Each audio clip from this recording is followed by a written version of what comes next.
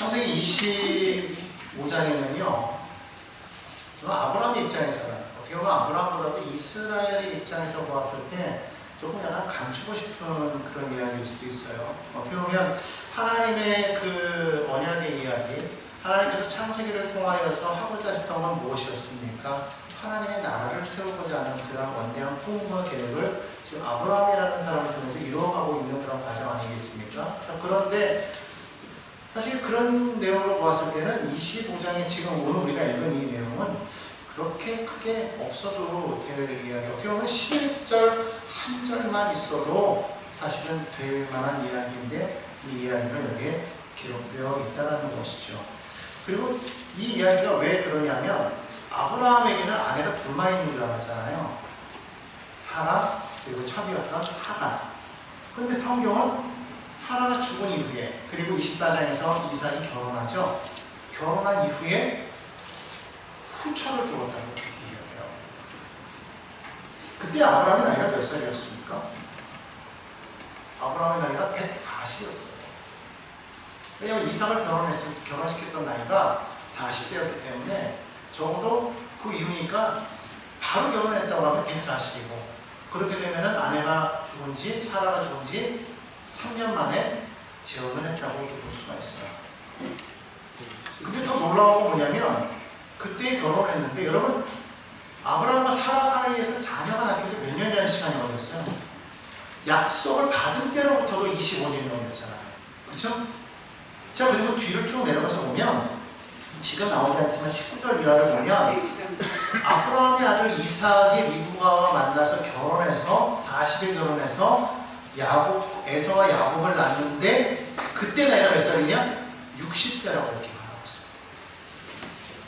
그것도 20년이라는 시간이 걸렸단 말이에요. 자, 그런데 오늘 여기 성경을 보면은요, 아브라함이 후처 그드라를 얻었는데요, 무려 몇 명의 아들을 낳았어요? 6명의 아들을 낳았어요. 사라와의 그 사이에서는 아들 하나 낳기가 그렇게 힘들었는데 사라가 죽고 난 이후에 후처 그드라를 얻고 나서는요 6명의 아들을 낳았어요. 이삭도 아이를 낳는데 20년이나 걸렸는데 놀랍게도 그드라의 후손들은요 3절에 보니까요 또 그 아들들이 또 아들들을 낳아요. 그러니까 너무 이상하게 잘 약속의 자녀는 그 자녀 하나를 얻기 위해서 오랜 시간이 걸려서 겨우 아들 하나 얻는데 비해서 지금 여기 성경에 보면은요 이 그드라를 통해서는 너무 빨리빨리 자녀를 얻게 되는 것이죠. 자, 그러다 보니까 아브라함, 이삭 이렇게 나가야 되는데 이삭의 자녀를 낳는 것도 20년이나 걸리다 보니까 먼저 누구 얘기를 꺼낸 거예요? 지금 후처 그드라를 통해서 그 자녀들의 이야기를 지금 하고 있어요. 많은 자녀들을 너무 빨리 얻었다는 것이죠. 자, 그런데 왜 이 이야기를 여기다 놓았을까? 오늘 여기 성경에 보면 5절에 이렇게 말하고 있어요. 아브라함이 이삭에게 자기의 모든 소유를 주었다고 이렇게 말합니다. 자녀가 많아요. 지금 보면은 이스마엘이 있죠. 장자 이스마엘이 있어요. 그리고 이삭을 얻었죠. 그리고 6명의 아들을 얻었으니까 아브라함이 지금 8명의 아들이 있는 거예요. 그런데 그 모든 상속을 누구에게 지금 주었습니까? 이삭에게 주었다고 말하고 있어요. 하갈을 통해서 이스마엘을 내보낼 때에도 그렇게 하지 않았어요. 그리고 지금 여기 뒤에 6절에 보면 뭐라고 말하고 있어요? 자기 서자들에게도 재산을 주어 자기 생전에 그들로 하여금 아버지 이삭을 떠나 동방 동쪽 땅으로 가게 하였더라 그렇게 말하고 있어요. 근데 재산을 주었다고 말하는데 다른 성경을 보면 그냥 선물을 주었다라고 말을 해요. 그렇게 보면 큰 재산을 준 게 아니에요. 모든 소유는 누구에게 갔더라? 이삭에게 갔다. 그리고 나머지 아들들에게는 그냥 적당히 준 거예요. 근데 그 아들들의 나이가 몇 살이겠어요? 아브라함이 175세에 죽었는데 생전에 그것을 처리를 한 거 보면 못해도 175세 이전일 거 아니에요. 170에서 175세 사이라고 하면 그러면 아브라함이 140에 결혼을 했다고 해도 큰애가 바로 태어나도 29에서 30밖에 안 돼요. 나머지 6명이니까 쌍둥이가 아닌 이상에는 나이들이 불과 20대? 심지어 막내 같은 경우는 10대일 수도 있는 거죠. 근데 그 아이들을 지금 어떻게 하는 거예요? 보냈다는 거예요.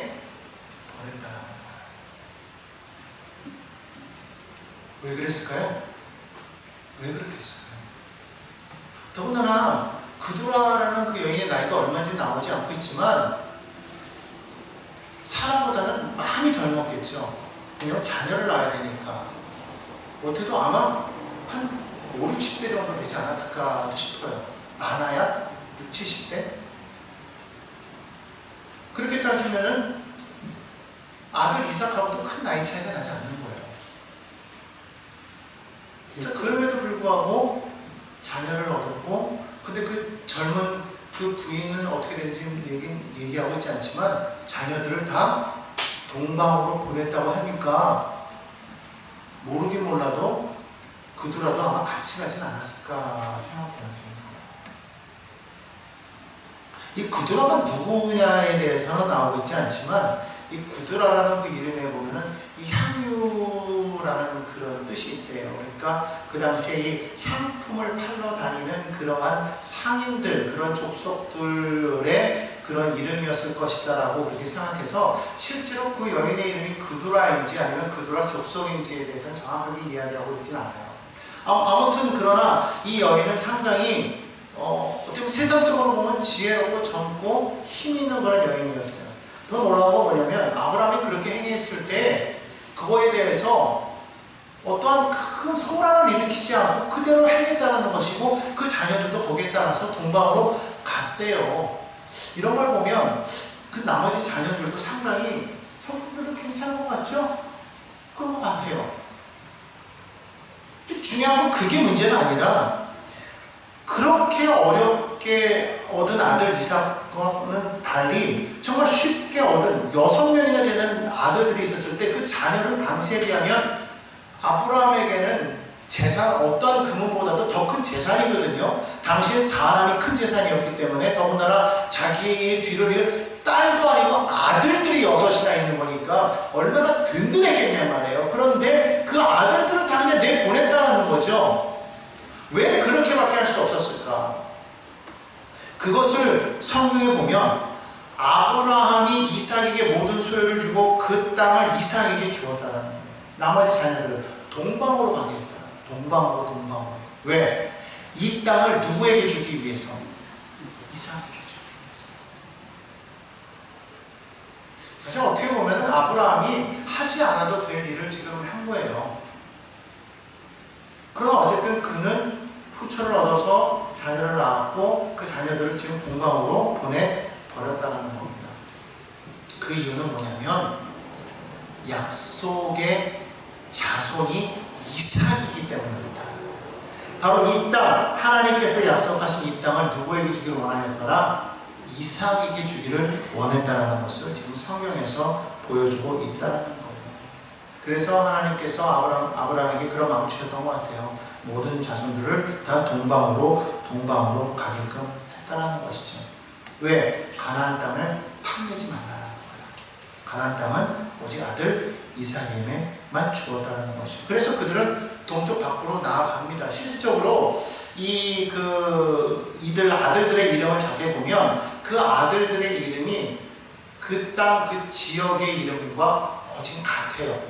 무슨 말이냐면 그 땅에 가서 그들이 정착해서 그 한 지역의 민족, 나라가 되었다는 것을 보여주고 있다는 것이거든요. 그래서 결국 이 이야기를 통해서 가나안 땅은 누구의 후손의 땅이 되었더라? 이삭의 후손의 땅이 되고 그 외의 땅은 이삭의 후손이 아닌 그두라의 자손들의 땅이 되었던 것을 그렇게 이야기하고 있다는 거예요. 자, 그리고 난 다음에 가나안 땅에 대한 그 소유권에 대한 이야기가 이제 그 다음에 나오는데 12절부터 18절까지 보면은요, 거기에 어떤 이야기가 나오냐면 이스마엘의 이야기가 나옵니다.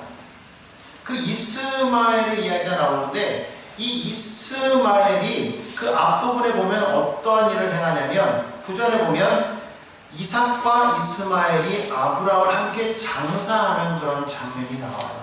아브라함이 죽었을 때 그냥 우리가 성경대로라면 이스마엘은 나간 사람이니까 이스라엘의 입장에서 봤을 때는 이삭이 혼자서 아브라함을 장사 지내었더라 해도 되었을 텐데 그렇게 하지 아니하고 이스마엘과 함께 장사했다고 그렇게 이야기를 하는 거예요. 9절입니다. 그의 아들들인 이삭과 이스마엘이 그를 마모레 앞 헷족속 소알의 아들 에브론의 밭에 있는 막벨라굴에 장사하였더라. 우리가 앞에서 우리가 보았던 것처럼 이 막벨라굴은 헷족 속에서 아브라함이 붐에 넘치는 돈을 주고 산 땅이죠. 그거를 여기서 지금 반복해서 말하는 건 뭐냐면 이 땅은 그냥 얻은 것이 아니라 값을 주고 정당하게 아브라함의 소유로 얻은 땅이라는 것을 지금 다시 한번 밝히고 있는 거예요. 이게 무슨 말이냐? 가나안 땅이 합법적으로 아브라함의 땅이 되었다는 것을 지금 밝히고 있는 거예요. 그래서 그 땅에 누구를 장사했어요? 사라를 장례했고 지금 아브라함을 장례하는 중이라는 거예요. 그래서 나중에 이스라엘 백성들이 멀리 흩어졌어도 그들이 다시 돌아올 본향이 어딘 거예요? 그들의 조상이 묻혀있는 바로 이곳 가나안 땅이 되는 것이죠.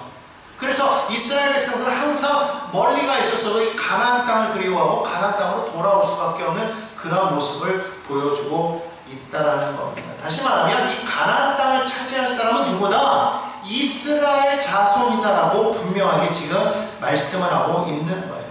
그리고 또 하나 이 오늘 읽은 이 본문에서 지금 하나님께서 이 모세를 통해서 이 글을 쓰게 하면서 우리에게 전해주고자 하는 것은 뭐냐면 하나님의 언약은 많은 아들들이 있지만은 바로 이 이삭을 통해서만 이어진다는 것을 보여주고 있다는 것이죠. 오늘 이 25장 1절부터 11절을 보면은요, 아브라함의 8아들들이 지금 다 나오고 있잖아요. 앞부분에서 6명의 아들이 나오고 지금 9절에서도 보면 2명의 아들이 나와서 이 모든 아들들이 다 나오는데 그 가운데서 유일하게 하나님의 약속이 지금 누구에게 흘러가고 있냐면 이삭에게 흘러가고 있다는 거예요.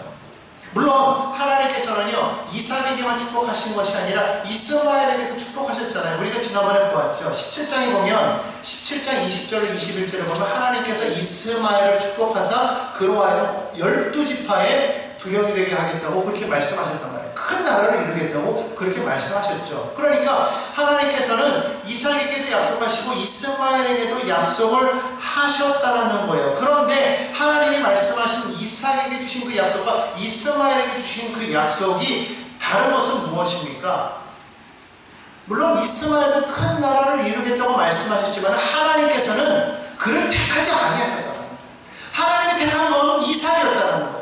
이삭을 통해서 하나님께서 큰 복을 주시겠다고 말씀하셨는데 그 복은 어떤 복이냐 하면 이삭을 통해서 주변에 있는 많은 나라들이 복을 받게 하시겠다는 거예요. 단순하게 큰 땅을 얻고 큰 나라가 되는 것이 하나님이 말씀하신 언약이요 그것이 복이었다면 이스마엘이나 이삭이나 다를 게 없다는 거예요.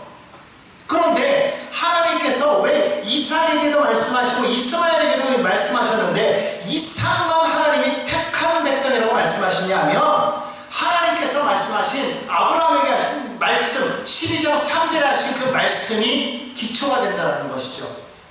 창세기 12장 3절에 보면 이렇게 말씀하고 있어요. 2절부터 읽겠습니다. 내가 너로 큰 민족을 이루고 내게 복을 주어 내 이름을 창대하게 하리니 너는 복이 될지라. 여기까지는 똑같아요. 그런데 3절에 보면 너를 축복하는 자에게는 내가 복을 내리고 너를 저주하는 자에게는 내가 저주하리니 땅의 모든 족속이 너로 말미암아 복을 얻을 것이니라 하신지라. 이렇게 말씀하시다. 다시 말하면 하나님께서 아브라함을 통해서 이삭에게 이어지게 하는 그 언약의 핵심 내용은 무엇이었냐면 내가 너를 복 있는 자가 되게 하는데 단순히 너만 복을 받는 것이 아니라 너를 통하여서 너의 주변에 있는 모든 민족이 복을 받을 것이라고 말씀하셨다. 이것이 하나님께서 아브라함을 택하시고 이삭을 택한 그 뜻이라는 거예요. 즉 다시 말하면 택함 받은 자는 너 한 사람 너만 복 받고 너만 잘 사는 것 그것이 원하는 것이 아니라 너를 통하여서 내가 너에게 준 이 복이 흘러 넘치기를 원한다라고 말씀합니다. 내게서 멈추는 것은 복이 아니라는 거예요. 그런 복은 이스마엘도 받았다는 거예요. 그 외에 다른 민족들도요 아들들이요 나라를 이루었단 말이죠. 지금 이 아들들이, 이 서자들도 아브라함이 내어 보냈잖아요. 내어 보내서 그들이 그 지역에 나라를 이루고 민족을 이루었단 말이에요. 그들만 그렇습니까? 롯의 자손들도 그렇잖아요. 롯이 큰 딸을 통해서 태어난 민족이 모압이고, 둘째 딸을 통해서 태어난 민족이 암몬이죠. 그들도 하나의 민족을 이루었단 말이에요. 에서도 에돔이라는 민족을 이루었고요. 각각의 다 그런 민족들을 다 이루었단 말이에요. 오늘 여기 성경에도 보십시오. 지금 보니까 이 아브라함의 후초에서 나온 그 아들들의 이름을 보면 시므란, 욕산, 무단, 미디안, 이스박, 수아인데, 이 미디안이라는 이름 여러분 우리가 많이 들어봤잖아요. 이스라엘이 출애굽할 당시에 많이 괴롭혔던 민족이 이 미디안 민족이죠. 이들이 누구였다라는 거예요? 아브라함과는 배다른 형제였다. 그러니까 미디안도 그렇죠. 에서 같은 경우에는, 에돔 같은 경우에는 형제지간이죠. 모압과 아몬은요 먼 사촌지간이에요. 다 누구예요? 다 형제였단 말이에요. 근데 실질적으로 이스라엘 민족들이 살아가는 과정 속에서 그들은 이스라엘을 대적하는 대적이었다는 것이죠. 그러니까 이스라엘 입장에서 보았을 때는 그들은 내 형제가 아니고 대적이었는데, 사실 이것을 이야기하면서 자세히 짚어보니까 그들은 너의 대적이 아니라 무엇이었다는 거예요? 너의 형제라는 거예요. 너의 대적이 아니라는 거예요. 너의 원수가 아니라는 거예요. 오늘 이것을 지금 하나님께서 알게 하시려고 지금 그렇게 말씀하고 있다는 거예요. 다시 말하면 하나님께서는 나를 통해서 이 모든 복이 지금 땅에 있는 모든 족속에게 흘러넘치게 하기를 원하시는데, 그런데 특별히 그 모든 민족들이 사실은 누구더라? 알고 보니까 다 한 형제더라는 거예요. 우리도 알고 보면 누구의 후손입니까? 셈의 후손이잖아요. 알고 보면 이 지구상에 있는 모든 민족은 원래 혈통이 누구예요? 한 형제예요.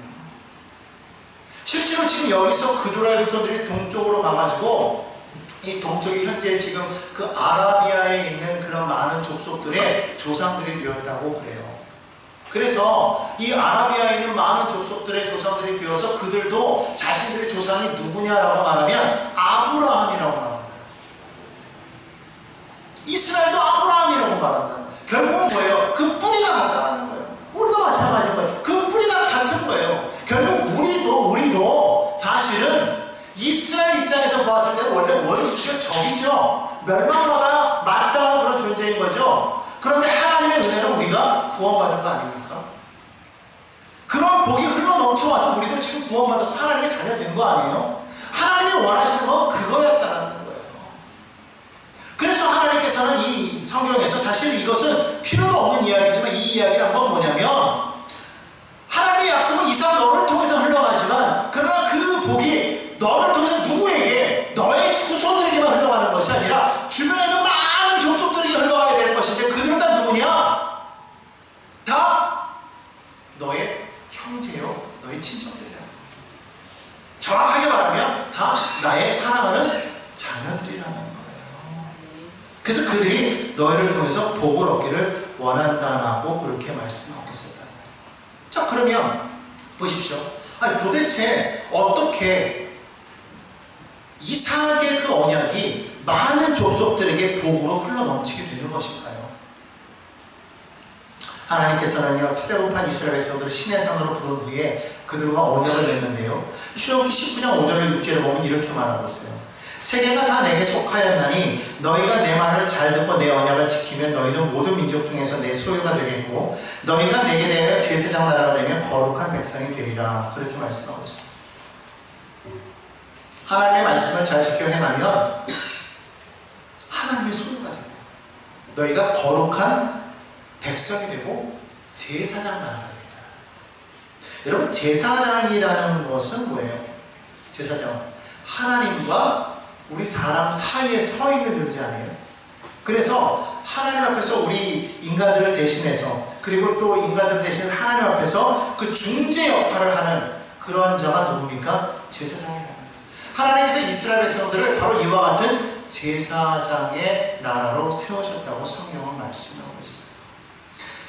이 역할을 감당하기 위해서 이 땅에 오신 분이 누구예요? 예수님이시죠. 예수님이 이 땅에 오셔서 하나님 앞에서 모든 사람을 대신하여서 우리의 죄를 대신하여 자기 생명을 주심으로 우리를 구원하는 그런 역할을 감당하지 않으셨습니까? 그러니까 결국 하나님과 화목할 수 없는 우리 인간 사이에 예수님께서 오셔서 우리를 화목시키시는 그런 역할을 감당하셨다는 거예요. 그러니까 그로 인하여서 우리가 하나님 앞으로 나아갈 수 있는 복을 얻게 된 것이죠. 바로 그와 같은 그런 역할을 누가 지금 감당하고 있느냐? 이스라엘이 감당하고 있다라는 거예요. 오늘 이것을 통해서 그런데 이스라엘 백성들은요 어떻게 생각했어요? 나만 선택받은 백성이라고 생각했죠. 우리만 선택받은 백성이고 우리만 구원받기에 합당한 그런 존재이고 나머지 이방인들은 그런 존재가 아니라고 생각했더라고요. 그들은 멸망받아도 맞다라고 생각했다라는 것이죠. 그러한 생각을 가장 대표적으로 나타냈던 사람이 누구냐면 성경의 요나라는 인물이에요. 하나님께서 요나에게 어느 날 말씀하시죠. 너는 저 큰 성 니느웨로 가서 선포해라 그랬어요. 왜? 그 땅이 죄악으로 말미암아 그 죄악으로 인해서 부르짖는 소리가 내게 상달되었으므로 내가 40일 후에 그들을 심판하겠다라는 거예요. 근데 요나가 어떻게 합니까? 그 이야기를 듣고 하나님의 음성을 듣지 않고 니느웨로 가지 않고 다시스로 가죠. 우여곡절 끝에 하나님께서 다시금 그를 니느웨로 보내셨을 때 요나가 마지못해서 이 말을 전했습니다. 니느웨 사람들이 그 얘기를 듣고 어떻게 합니까? 즉시로 회개하죠. 회개하니까 하나님은 어떻게 하셨어요? 심판하시기로 하셨던 것을 돌이킵니다. 자, 그때 이 모습을 보고 요나가 어떤 행동을 보입니까? 하나님 앞에 막 불평하기 시작하는 것이죠. 막 화를 내는 거예요. 그러면서 뭐라고 말합니까? 하나님, 나 이 꼴 못 보겠어요. 나 하나님 이럴 줄 알고 내가 니느웨로 오지 않았는데 하나님 나를 억지로 보내서 결국 오게 하더니 니느웨를 하나님 심판하지 않으시는군요. 하나님 다시 저들을 구원하시는군요. 나 하나님 이거 못 보겠습니다. 차라리 내가 이 꼴을 보느니 내가 죽겠습니다. 내 생명 거두어가 주세요. 이렇게까지. 그때 하나님께서 박넝쿨을 그 사건을 통해서 이 요나에게 말씀하시죠. 요나야 보았느냐? 내가 이들을 어떻게 사랑하는지를 너가 보았느냐라고 말씀하시면서 하나님은 이스라엘만의 하나님이 아니야. 나는 온 세상의 하나님인데 내가 어떻게 이 니느웨를 아끼지 않을 수가 있겠니? 라고 말씀하시는 거예요. 그러니까 이 요나의 그 생각이 오늘날 이스라엘 백성들의 모든 사람들의 생각이었다는 거예요. 우리만 선민이요. 우리만 선택받은 사람이에요. 우리만 구원받기 합당하고 저들은 구원받기 합당하지 않다. 저들은 죄인이라는 거예요. 그런 생각들이 있었다는 거예요. 그런데 오늘날 이러한 생각들이 그들에게만 있느냐? 우리에게도 동일하게 있잖아요. 우리만 구원받기 합당한 자들이고 저들은 죄인이고 악인이라고 우리는 그렇게 생각하죠. 누가복음에 보면은요 15장에 보면 죄인들과 세리들이 예수님께 말씀을 듣기 위해서 찾아옵니다. 그때에 바리새인들과 서기관들이 뭐라고 말합니까? 야, 이 사람은 누구길래 이 죄인들을 영접해서 함께 음식을 같이 먹지? 저 사람도 죄인 아니야? 그러면 수고수고 되죠. 그런데 예수님께서 비유를 들어 말씀하시잖아요. 그 중에 하나가 뭐예요? 잃어버린 양에 대한 비유죠. 100마리 양 중에 한 마리 잃어버린 양을 찾았을 때 그 기쁨. 또 하나는 뭐였어요? 잃어버린 동전의 비유. 10개의 드라크마 중에 하나의 드라크마를 잃어버렸을 때 그걸 다시 찾았을 때 그 기쁨. 또 하나는 뭐예요? 탕자의 비유. 두 아들 중에 한 아들이 나갔을 때 그 아들을 다시 찾았을 때 그 비유. 이 세 가지 비유를 들어서 말씀하시잖아요. 여기 나오는 그 잃어버린 양이나 잃어버린 드라크마나 나간 탕자는 다 누구예요? 다 이방인들이죠. 우리예요, 우리. 근데 그 이야기를 들어서 말씀하시면서 주님께서 말씀하시는 건 뭐예요? 그 잃어버린 한 영혼을 찾는 것이 그것이 얼마나 큰 기쁨이냐 그거를 생각해라 라고 말씀하시려고 이 얘기를 하신 것이 아니라 지금 그 이야기를 듣는 그 대상이 누구냐면 서기관들과 바리새인들이거든요.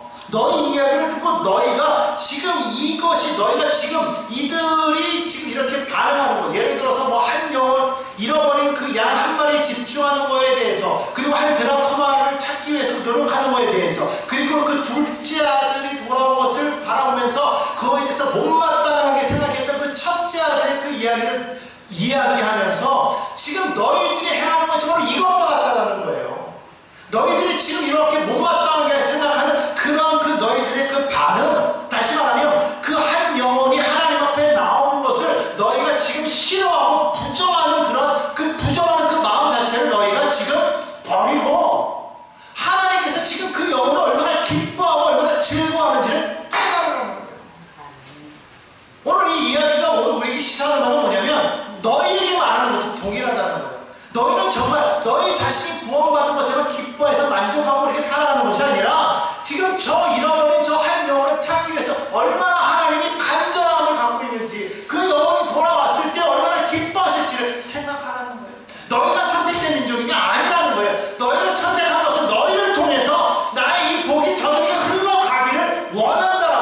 말씀하고 있다는 거예요.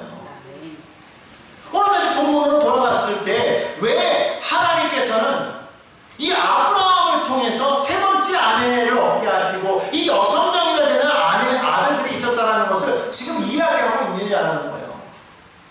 솔직히 이스라엘의 입장에서 보았을 때는 얼마나 이것이 꺼리끼는 이야기입니까? 더 듣고 싶은 이야기잖아요. 가족사 중에서 정말 가르치고 싶은 그런 이야기 아닙니까? 더군다나 이스마엘도 지금 등장해서 이야기를 지금 이야기하고 있지 않습니까? 지금 이런 상황의 이야기들을 지금 왜 이야기하고 있느냐? 다시 말하면 지금 너희 주변에 있는 그들은 지금껏 너희를 괴롭히고 있기 때문에 너희의 적이라고 생각했지만 사실은 적이 아니라 누구라는 거예요? 너희의 형제라는 거예요. 하나님께서 너희를 통해서 지금 저들에게 하나님의 그 언약이 흘러가기를 하나님은 원하신다는 거예요. 그렇게 만들면 개혁하지 말라는 거예요. 다시 말하면 너희는 언약을 받은 자이지만 저들은 누구냐? 그 언약 받은 자를 통해서 그 언약을 누릴 자라는 거예요. 하나님의 복이 우리에게 주어졌지만 그 복이 우리를 통해서 저들에게 흘러가기를 하나님이 원하시더라. 그렇게 말씀하고 있다는 거예요. 그러니까 결국은 언약을 받은 자로서 언약을 누리지 못하는 자가 지금 되어 있다는 거예요. 왜? 이것이 언약을 누리는 건 뭐냐면 나를 통해서 언약이 흘러와서 저들, 즉 언약을 받지 못한 그들이 언약의 그 자리로 들어오게 되는 것이야말로 내가 언약을 누리는 그런 결과가 되는 것인데 결국 나는 약속을 받았지만 저들이 언약을 받지 못하기 때문에 나 또한 그것을 제대로 누리고 있지 못하더라는 것이죠. 그러니까 자유함이 없는 거예요.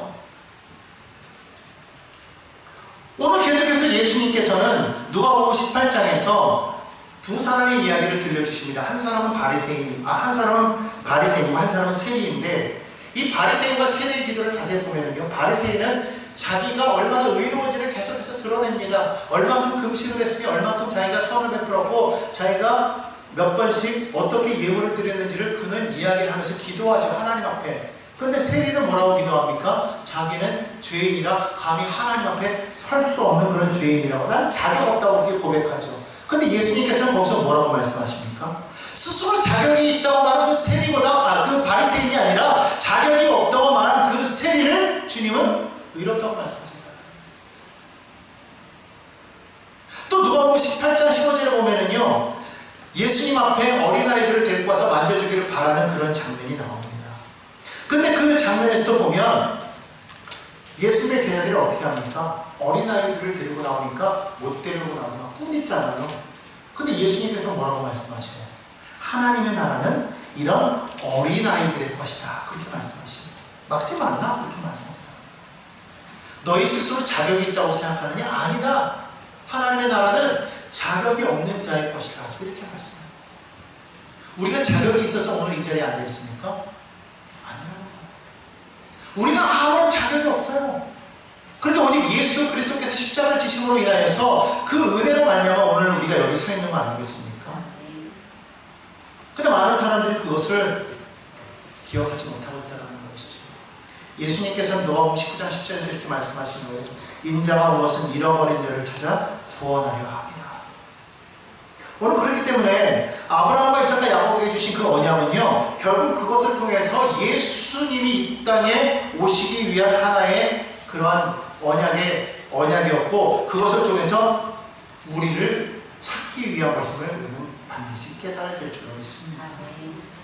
우리가 자격이 있다고 말하면 예수님을 만날 수가 없어요. 여러분, 우리가 자격이 있다고 해서 예수님을 만난다고 할지라도 우리는 예수님을 깨닫지 못하게 된다는 것이죠. 결국 어떤 사람이 예수님을 깨달을 수 있느냐?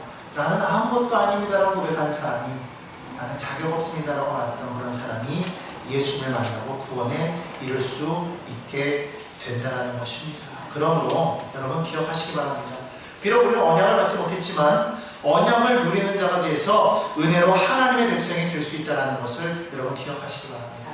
오늘 이 말씀을 통해서 하나님께서 우리에게 주시는 것은 너희는 선택받은 민족이 아니야.